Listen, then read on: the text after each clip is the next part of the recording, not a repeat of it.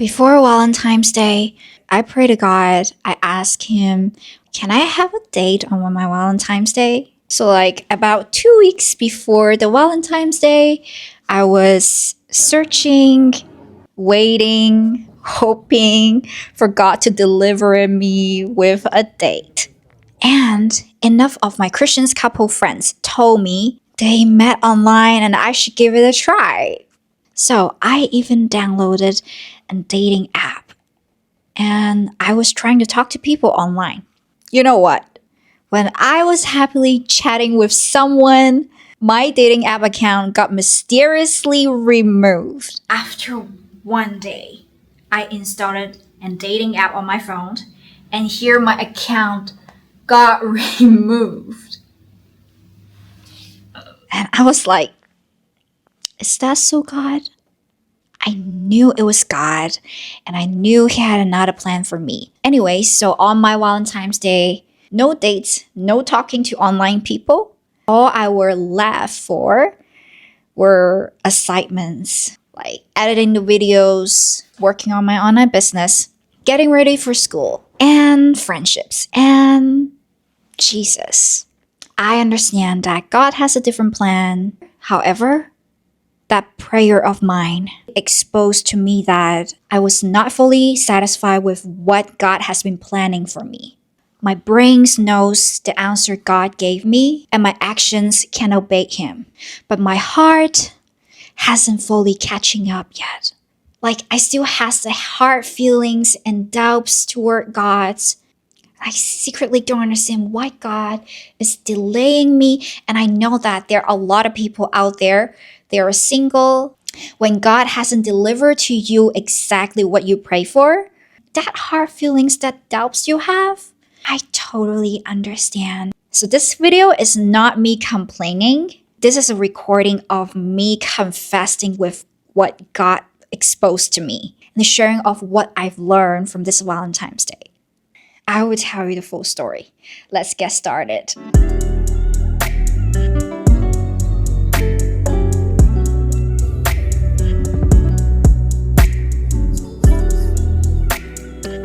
Story time.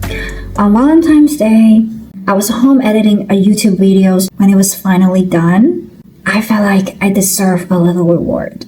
One of my musician friends invited me to go downtown to see her band performing.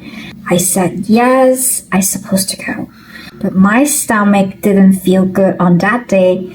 I didn't feel good enough to go that far in downtown. So instead, I wanted to do some shopping in the mall and eat some warm food after that.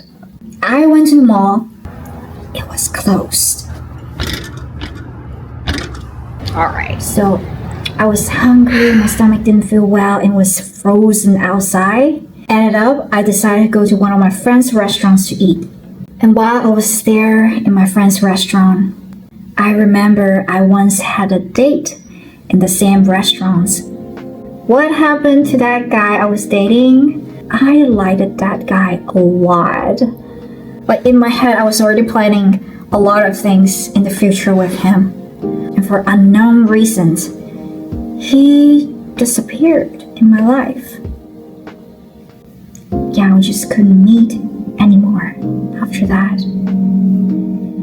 Being in that restaurant, it reminds me of a sadness that I have in my heart. I thought that sadness was for him. But as I was sitting on the couch, I realized that I was sad because I was blaming myself. I was telling myself that I was unworthy for the kind of love that I hoped for. Therefore, I was sad. I realized that my feet brought me back to a memory my heart didn't finish grieving. When I left the restaurants and on my way home, I was in a quiet moment in my car. It was so quiet, like the whole day was quiet for a purpose. And that's when I could hear God speaking to me in the car. It was not a loud voice, it was a question. It was a very specific, sharp questions, but gentle at the same time. I think God just spoke to me. He asked me a question again and again. And I've been avoiding it again and again. And you know how I can differentiate my voice and God's voice? It was from that day on. That question started to repeat in my life, in my mind, over and over again. So during the week, whenever I think about that person I've dated before, did you love him? Or did you love what you hoped he could provide to you? That was the question. At first, I thought I loved him because I still missed him even though he's not here anymore. But as these questions keep repeating, I start to dig deeper to my heart to find out what is more. Guess what? I didn't want to admit it, but I have to. I wanted security. I wanted a sense of belonging. I wanted validation because those things feels like home. I wasn't actually thinking about this person. I was thinking what he represented.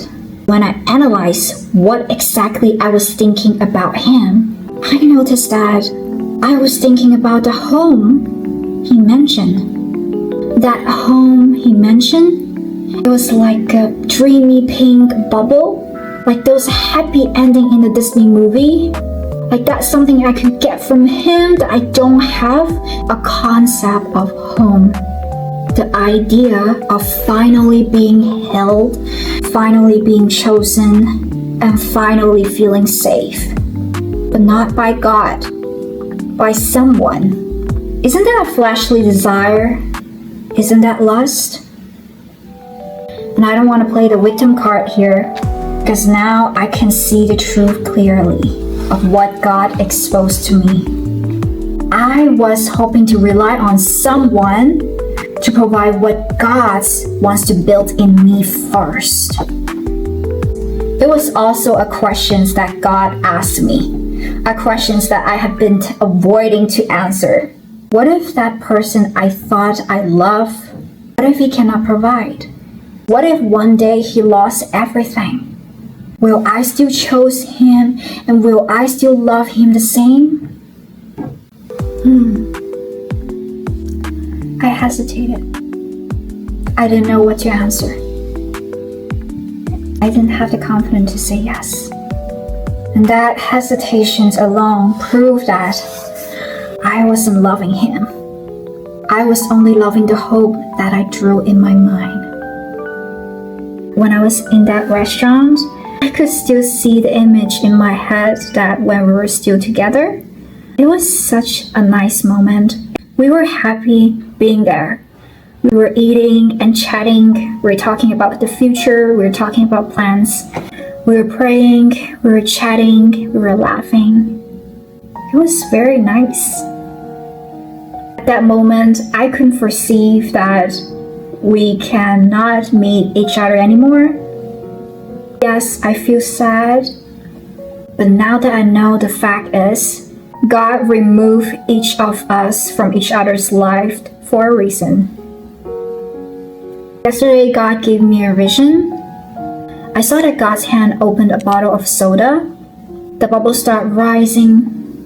And God also bring a cup of ice on the same table. The ice was ready in the cup. And right when it looked exciting, like the cup of ice thought that the soda would be poured in. It seems like the soda is also ready. And he took both of them away from the table. The air in the soda may run out, and the ice in the cup is melting.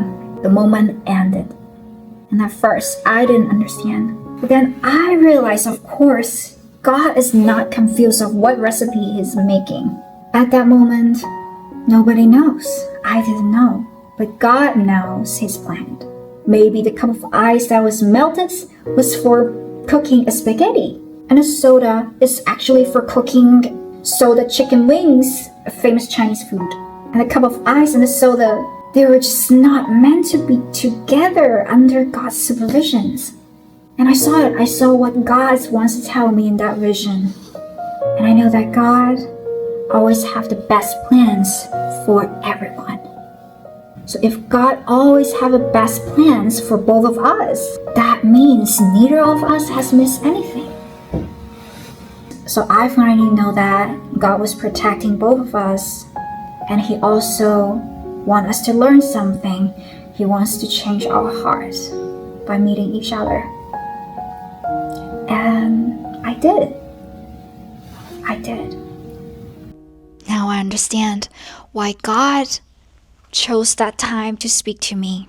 It was just hard to differentiate what is love and what is lust when people are lonely. Because loneliness can make anything look like love.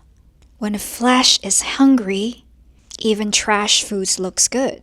And people will bite it even though it's poison. And that's where God keeps reminding me about self-control. You know, when my flesh says, it's time to date someone. If you're not dating anyone, you'll be miserable. But self-control says, if I don't date, I may feel lonely. But if I date when I'm still confused about love and lust, and that is miserable. To be honest, before I only know the worldly standard of love, I thought love is the willingness to provide to others, whether it's emotional values or financial values or the provisions of security, the provisions of companionship. And I know that many people nowadays have a lot of different definitions of love, influenced by parents, influenced by the culture, the society, the social media. Like that pop song saying, you say you love me, you ain't putting me in Chanel. That song? Come on. The worldly definition of love. So God chose this Valentine's Day to reveal to me what is His definitions of love according to the Bible. And I would love to share with you what I was reminded with. In 1 Corinthians chapter 13, love suffers long and is kind. Love does not envy. Love does not parade itself. Love is not puffed up. It does not behave rudely. It does not seek its own. It is not provoked. It does not rejoice in iniquity, but rejoice in truth.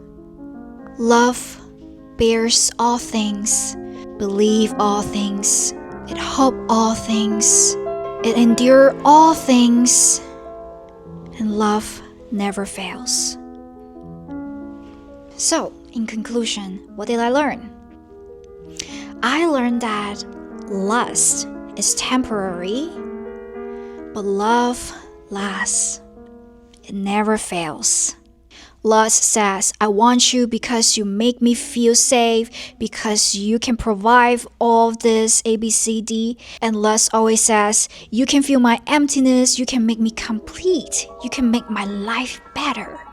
And love says, I choose you and I will always choose you, even I'm not getting what I want. I choose you and I love you, and it's forever. And only God can complete me and give me what I want. Like, lust feels like hunger, and love feels like dying to self. And that's why I need God. Because I don't want my heart to be led by hunger. I want my heart to be led by truth.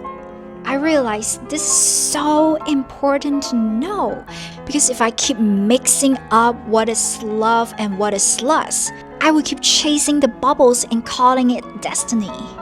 My void will never be filled. You can't grow healthily with keep eating trash food. It was during a prayer time after Valentine's Day.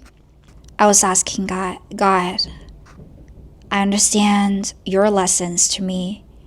You want me to understand what is love and what is lust. But I still want to know when and how am I going to receive my love.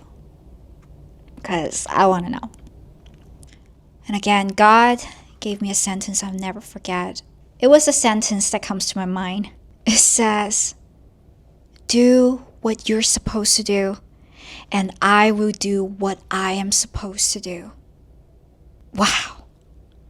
Thank you so much. That sentence humbled me. God is so smart. It means I don't receive love by controlling the outcomes. I receive love by trusting in Him and obeying in my own lane. What can I say? I just love how God speaks to me. Yes. So in this seasons, I have a lot of assignments from God. I'm assigned to the youth ministry in the church, my business, my book, and I'm growing this YouTube channel. Stay in my lane. That's what God said to me. Stay in my lane. And I'm so happy that God is willing to train me. Before I was so confused, but now I'm fully aware of what kind of training program I'm in right now. God is shaping my disciplines, self-control, my confidence, and my leadership. How about you? And I know, when I stay in my lane, my heart can be content because I'm fulfilling my purpose. I want to remember this from this video that I'm making. The fruitfulness of your life is surely a stronger comfort than chasing any fantasy. Okay, this part is for God. God, I just want to say thank you so much. And this Valentine's, you teach me what is love. Love is patient. Love is kind. Love never fails. What I used to call love was actually lust. Lust isn't just for like physical touch, a body. It was lust for a feeling. It was lust for security. It was lust for a home that I wish somebody else can give me. I'm not ashamed to admit it, and I want to encourage all of my audience, whoever that is listening to my videos right now. I want them to examine their heart. Examine their heart and ask the questions. And I really pray for them that they may also know what love actually is according to God, you, not according to the worldly definitions. To be honest, I thought I was not ready to talk about these issues in front of a camera in the public. And I want whoever is watching these videos learned what I've learned. I guess I'm not ashamed to admit it because I trust that my learning and healing don't come from people, they come from God. And I remember Psalm 32:8. God says, I will instruct you and teach you in a way that you should go. I will guide you with my eye. Is that so? Okay. Teach me love, God. Teach me love. I hope this video makes you feel seen and have helped you to understand a little bit more about God. Leave a comment down below of what you think. May peace be with you always, even in the storm.